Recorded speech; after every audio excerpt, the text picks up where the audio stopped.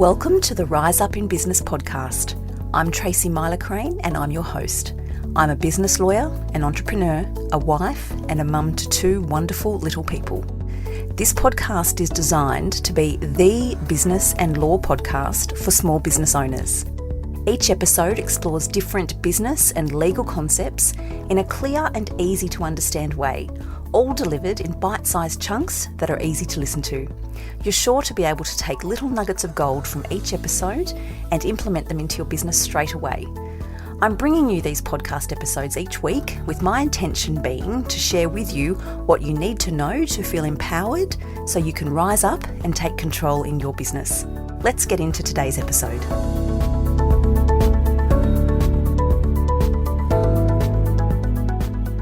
Hello everyone and welcome back to the Rise Up in Business podcast. I'm so happy that you're joining me again for this new season of the podcast where we really are talking to business owners who have been in business for a while and they've reached that point now where you think, business is doing all right, I'm able to pay myself an income, but now what do I do? And that is a question that comes up so often. And today I'm joined by Jess Osborn and I'm really, really happy to be bringing this conversation to you.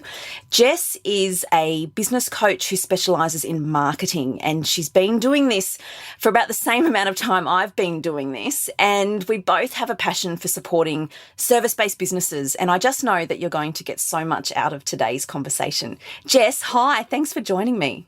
Hey, thank you, Tracy. Thanks for that lovely intro. I cannot wait to talk about this with you today because I think you've nailed my exact passion around business and marketing, like what to do when you hit that growth plateau. And it's really common, it's easy to be motivated and to get started and to get your business going. Sooner or later, we all hit that spot where growth is stalled. I call it, you're on that plateau. You're like, what next? What do I need to do next? And this is where we do need to take a step back and think, well, what got you to where you are is actually what's keeping you where you are. To get to that next level, we actually need to have a really good look at what it is that you're doing and what does that next level business look like for you? Like, what is it that we're trying to achieve? And then go back to our strategy and get those the nuts and bolts back into alignment, because usually they've just sort of got a little bit out of alignment because we've evolved and we've evolved naturally. And what we started off with has then, emerged into something that is great. But yes, we can do better. Oh, I love that, Jess. I've just resonated with everything you just said. And I know that so many of my listeners will as well. I wanted to dive in today and talk about the importance of niching in business. Once we reach this point in our small business where we've got some runs on the board, we've been doing it for a while, and we're starting to think about all of the things we should be doing. And I really wanted to bring you on to talk about this because I know from my experience, niching scared the crap out of me. I honestly thought if I niche, I'm actually going to be reducing my pool of clients. I'm going to be reducing my business. And it was really disconcerting. And I know that so many business owners have the same view. It can be debilitating almost. And this is one of your areas of absolute specialty. So let's talk about niching. Why is it that we need to start talking about niching when we get here? It's never too soon to talk about niching. Yes, absolutely. It's something that you can do at multiple stages in your business. And I even think the smaller your business is and the newer it is, the more important it is to actually get on board with it if you want to grow quickly. If you want to spend a long time getting to where you're going, then sure, stay in that generalized zone, but you're going to find it much, much harder. And that's honestly why a lot of businesses don't make it. We get all those stats of how many small businesses don't make it past their first 18 months, 2 years, 5 years. They haven't actually got really serious and yes, done that scary thing, faced the fear and gone, I'm going to specialize in this particular area. You hit on some really common threads, and this is exactly what I work with my clients is, does niching mean that it makes your market smaller? Are you leaving opportunities on the table? And you can look at it in that way, yes. But the way that really we all need to start thinking about it is how many clients do you need to make your goals and even to make your absolute stretch dream goal, like the most amount you could ever imagine earning in your business, how many clients do you really need to be hitting that number? And I guarantee you it's not even a fraction of the market that you think that you need. In Australia alone, small businesses make up 97% of all business. So if you say I target small business, well, guess what? That's about 4.5 million businesses. Do you really think that you need 4.5 million businesses? No, like it's absolutely incredible. And this is why it's so important to get more specific, because when you're not clear, they're not clear. So none of your marketing is making someone think, well, actually, they're the one for me. I can see this business is there to support exactly my business and exactly what I'm going through. If you're not specific and you can't be specific then in your marketing, nobody's getting that feeling from what you're doing. And that's why it's so hard to attract clients. And when you're in that place, you might think, yeah, I am getting clients, but I would say, well, are they what I like to call 5-star clients? Are you just settling for whatever work actually walks in your door and feeling like if you've got an opportunity that walks in the door that you've got to do it and you've got to service it? Now, they're two totally different ways of operating your business. So let's dive into that for a moment, because I think that when you compare the apples with oranges, you'll see the real difference. What most service businesses are doing are thinking, and this comes from us, I guess, growing up, going to school, being employees, and probably most of us have done some sort of customer service job when we were young. So we're there to serve, do whatever the customer wants. You know, the customer's always right. We're here to service. So we're looking out to the market, like, what would you like me to do? What would you like me to do next? And this is a very much employee mindset-based thinking. When you're running a business like that, that means that you've got a client or a prospect coming to you saying, oh, I'd like to do this. And you're thinking, okay, how could I do that? And you might make up some pricing. You might figure out how you're going to do it. You're basically just letting the market dictate your business. And you'll often be then in a price comparison space against other people, because you're comparing the what of what you do and what you can do and how much will you charge me for that versus how much will they charge me, you know. And when a client is making a decision based on price, they're the only one who wins. The service provider does not win in that place. So we want to shift away from that. And when you can be in a place where you're actually defining who the clients are that you want to work with, you're going to say, well, what does a 5-star client look like for me? What would make that be an absolutely incredible business relationship that is high value for both of us? We both feel like we're getting 5-star value. Our client is amazing. They're high paying. The work is quality. We're inspired. We're excited by what we're doing every day. And our business is in a place where we're growing. And they're also feeling like they're getting incredible value. This is an amazing relationship. This is helping me. That is what I call a 5-star relationship. Now, the way you get that is by being specific about who that 5-star client is and how you help them. And yes, you might be saying no to some of the other work, but wouldn't you rather be saying no to that so that you can bring in more of the 5-star work that you really want? You know, while you're filling up your schedule with all of the 1 or 2-star, the kind of, I'll just do a bit of this and a bit of that and dabbling here and there, you're not becoming known for something. You're not creating that authority. You're not in that space where you're there to attract in the right people. That's what is really possible for anybody. And it actually just starts with getting specific, which brings us back to why niche. That's why. Because if 80% of your clients are 5-star clients, you're bringing in that high value work, you can be working less and earning more. And imagine what you can be doing with that extra time. You could take that extra time and use it for your family. Maybe you're in a place where you're thinking, actually, I'm working a lot more than I thought I would be as my own boss. I'm actually working more for myself than I ever was for someone else. And yeah, while that might be good, you know, is that what you really want? Imagine if you could work less and earn more. Well, you can do that when you have the 5-star clients. Whereas when you're kind of scrambling around, picking up jobs and sort of just servicing whatever the market's saying they want, you're going to be on a long, slow road to getting there. And that's probably where we've reached that plateau. That price ceiling comes in when you're just marketing and pricing and servicing based on money, when you're a commodity. And we don't want to be a commodity. You want to be something that's different. What's your real value? I love hearing this because you're so spot on with everything you say, and I could not agree with it more. Something you said was really interesting, Jess, and that was letting the market dictate what you do. Let's talk about that, because I know that fear comes into this a lot. And I know that, at least my experience talking to the clients that I act for, it's driven by fear. I don't want to niche because I don't want to reduce the pool of clients that I can act for. But then trying to flip that is what you said. So by not niching, we're letting the market dictate what it is that we're doing versus us dictating what we're doing. How do we make that switch? So to niche, you've said start by getting really clear on your 5-star client, but also get really clear on what you want in terms of life and business. But once we're clear on that, how do we flip it from letting the market dictate to us dictating? How do we make that jump, I suppose? It is a lot easier than what it sounds.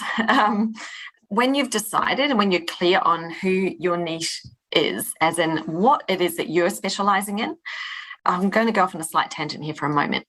When we talk about your niche, this is what you are becoming known as. It's what you're marketing. It's not everything that you do. You can still choose to offer other things behind the scenes, but if you're trying to market everything that you do, that is where your message becomes very cloudy and very difficult to get across and land. See, your niche is what you market. It's not what you do. So you can do more, but you really want to focus in and zone in on what is it that's going to attract my 5-star clients to come and work with me.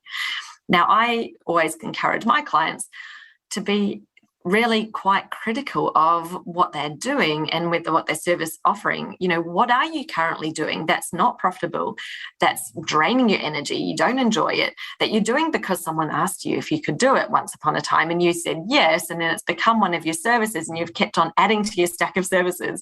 Guess what? Someone else could do that. So you can decide, do I want to keep doing this within my business? Is it critical for my business? Could I outsource it? Could I delegate it?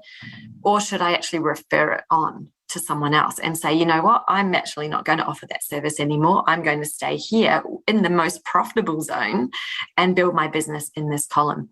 Now, by not offering those add-on, tack-on services, that doesn't make you any less successful. It actually can help you be more successful because you're creating the space to do more of the thing that you're best at, where your real value is.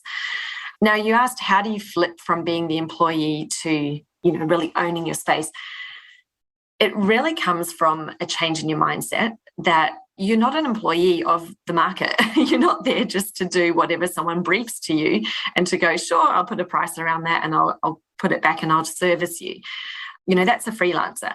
Yes, you can continue to be a freelancer, but if you want to take that next step up to being a real business owner and grow a business, then you're going to put on either the cap or step into the shoes, whatever you'd like to imagine, of the business owner and say, well, this is what I do. This is what I specialize in. This is who I work with. And you state it, you put it out there.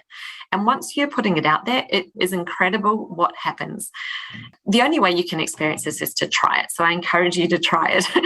Put it out there, put it on your website, put it on your social media, tell everyone, this is what I do, or this is who I work with, and see what happens in the change of who is now contacting your business. Really, all you need to do is to step into that power. You can still decide, say you need to make some more money this month and someone comes in who's not your ideal client. Guess what? You can choose to service them if you want. Absolutely. Or you can choose to say, you know what, I know that more of my ideal client are out there and are coming, and I'm going to say no so that I've got the room to allow them in when they decide to come. Now, that's a personal decision. When you really want to step into that next level of your business, I'd be thinking, do more of the leading, do more of the person who's saying, this is what I do and that's not what I do, because that's helping to form your authority. It's helping to create your reputation in that space. It's not about, go and work with her because she'll just say yes to everything. That's not what we're about here. We're about actually saying, well, this is my real value. This is the value that I provide.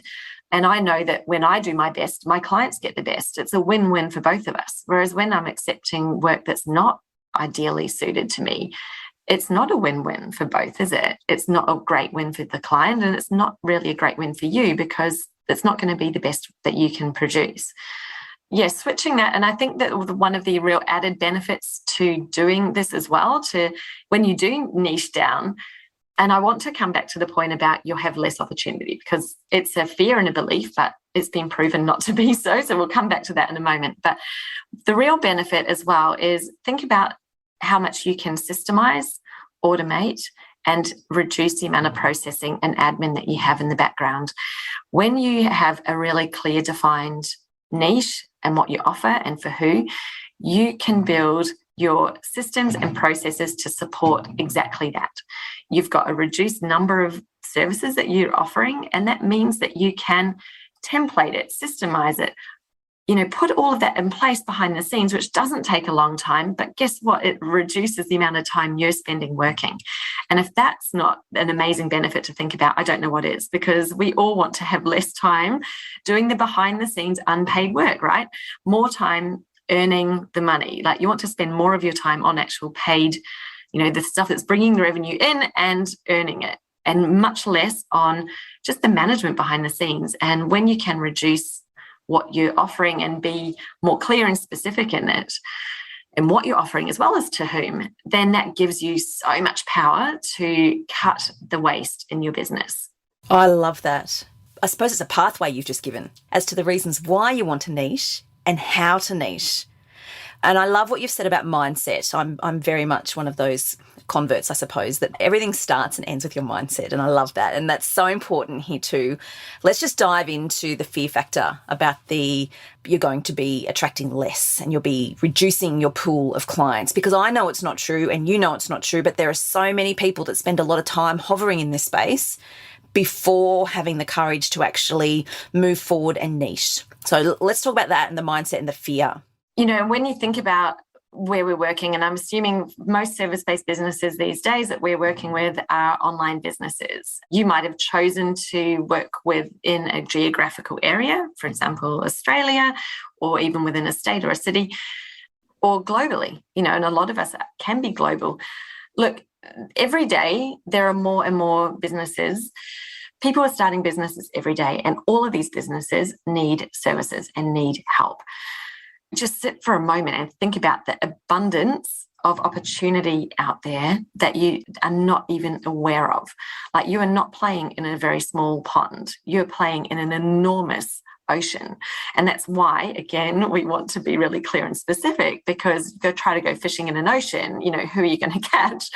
We want to kind of rein in, what part of the ocean? Where's my real sweet spot here? Where's my fishing spot? It might not be geographically, but it might be the type of business, the exact type of work, which is usually, when I'm talking to service-based online businesses, that's where we want to focus on. What I talk to my clients about is, really stop looking at the competition, stop thinking about, oh, she's doing that, that means I can't do it, that means we're competing for the same clients. There's so many people that aren't even finding you yet. I would be thinking about, how can I reach more people? How can I become more visible? How can I reach all the people that don't even know I exist? And if you're doing the same activities, like say you might be in some certain Facebook groups, or, this is the way that you've created your network, that is a tiny, tiny portion of the opportunity that's out there. So I actually created a little freebie that I put out just for this purpose, because I thought everybody's just in their lane doing what they're doing the same things, and thinking that there's no opportunity because no one's coming. Firstly, no one's coming because they're not clear about what it is that you're doing. Especially, this, if you're relying on referrals, that means you're very unclear, because no one is finding you. No one who does find you is understanding or connecting. If you're doing the same things, you're playing in the same space. Always be thinking, well, how can I reach out to some more new people? So I created this free guide. It was called the 12 Brilliant Ways to Reach Your Ideal Client. Number one thing people joining my group say that's their struggle is how to reach ideal clients.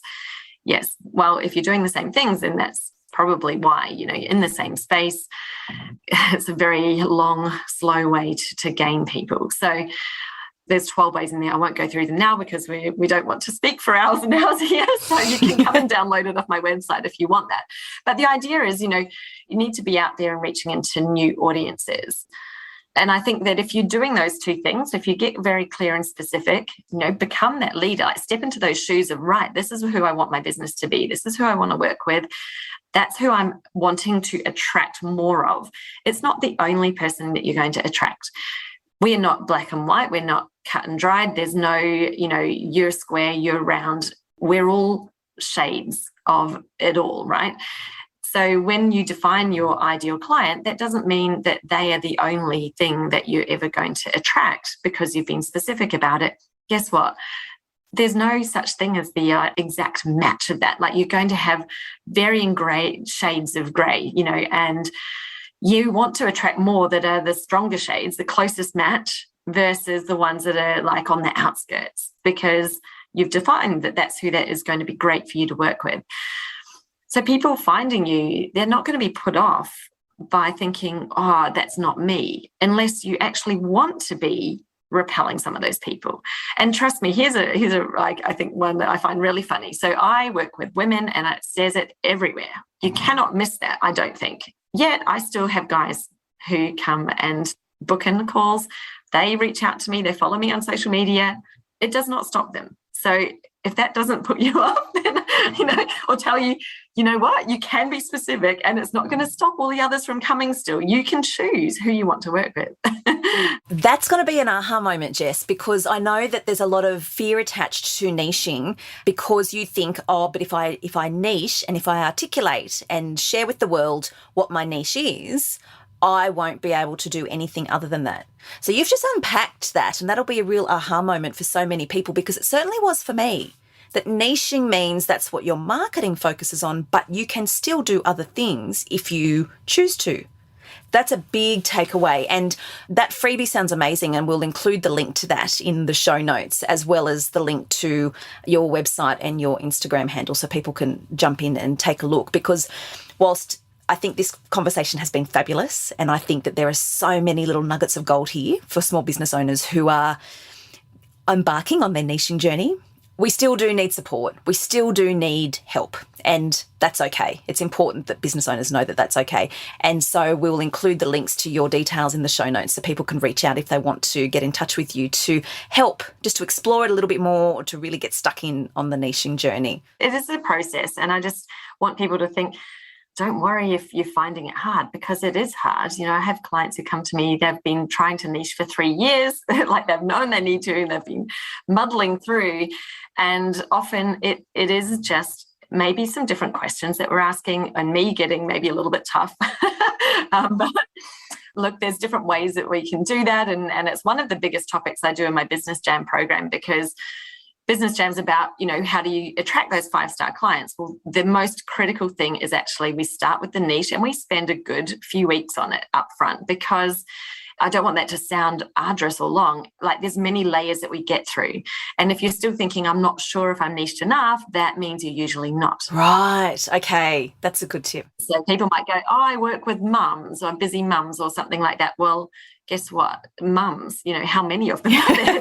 There's a zillion of them. What is it about it? Like, where are they at? What are they thinking? What is it that they're struggling with? Like, we really need to dive into so many layers to uncover your sweet spot, like the real, what you mean, so that when you say it and whatever you're imagining in your head, when you're thinking about the busy mum, that you're articulating that same image, that the person reading it is understanding, well, that's me, or, oh no, I am busy and I'm a mum, but that's not me that they're describing, because you're trying to pull in the ones who actually really need you. They're the ones who are going to convert. They're the ones who are going to be the ones who need what it is that you offer. So yeah, there's many layers of it. And I find most people, even if they think they've done it before somewhere else, they generally haven't gone deep enough, especially if you're finding you're not attracting the right clients, or you're not attracting what you'd think of 5-star clients.